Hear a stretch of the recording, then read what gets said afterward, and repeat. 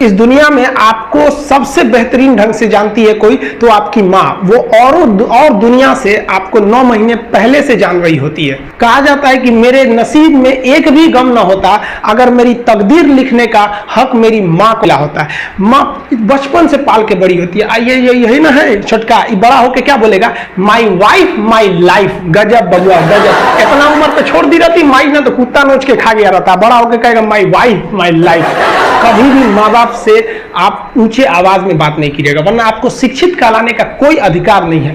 आजकल ना ये गर्लफ्रेंड बॉयफ्रेंड ना एक ठो ट्रेंड चल गया, अजब हाल है भाई साहब। एक बात हम आपसे कहना चाहते हैं, मेरे पैसे से अगर आप मोबाइल खरीद लीजिएगा तो अल्टीमेटली इकोनॉमिक्स के हिसाब से उस मोबाइल पर अधिकार किसका होगा, मेरा होगा, क्योंकि पैसा मेरा है।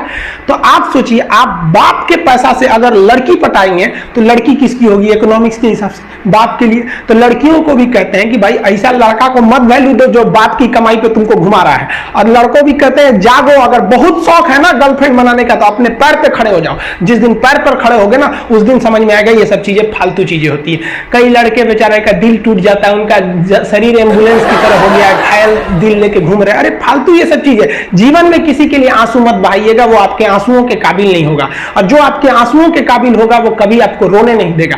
दिल टूट गया गोली मारो यार, प्यार 24 कैरेट का था आपका, उसी की औकात नहीं थी जो खरीद सके। और हस्बैंड वाइफ में भाई साहब हमारे जितने दोस्तों की शादी हुई है ना सब परेशान रहते हैं हस्बैंड वाइफ में। इन दोनों में केवल एक खराबी है, दोनों अपने आप को सुप्रीम कोर्ट समझता है। आप मिलजुल के रहिए। अभी क्या है कि आप जितने भी स्टूडेंट हैं आप सबका जॉब लगेगा, अपने से सब शादी ब्याह सबकी होगी भाई, आपका परिवार खुश रहे। लेकिन आप देखिए शादीशुदा इंसान हमेशा परेशान रहता है, ये दोनों हमेशा झगड़ते रहते हैं।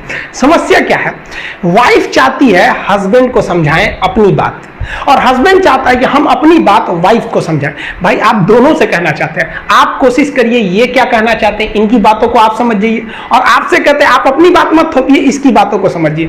होता क्या है, लड़कियों को लगता है कि इनका हस्बैंड बाहर करता क्या है, ऐसे पैसा बरसता है पेड़ पे से हिला के लेके चला। ऐसा नहीं है भाई, बाहर निकलिए फिर समझ में आता है ये कि बाहर जो आपके पिताजी या फिर आपके हस्बैंड या जो भी कमा के लाता है उसको कितना मेहनत होता है।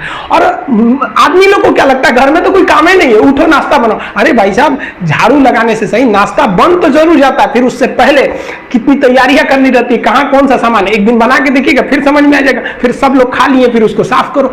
सबका अपने अपने चीज जगह काम होता है। कोई दुनिया की हर चीज आपस में इंटरकनेक्टेड है, कोई ज्यादा कोई छोटा नहीं होता है। लेकिन आजकल लोगों की मेंटेलिटी क्या हो गई, दीवार की हर एक ईंट ये सोच ली है कि पूरी बिल्डिंग को हम ही रोके हुए हैं। अब बताइए कोई एक ईंट रोका है, पूरी दीवार को पूरे सब चीज ने मिलकर इस घर को रोक के रखा है। उसी तरह आपकी फैमिली में सबकी जरूरत होती है, आप सबकी भावनाओं को समझिए।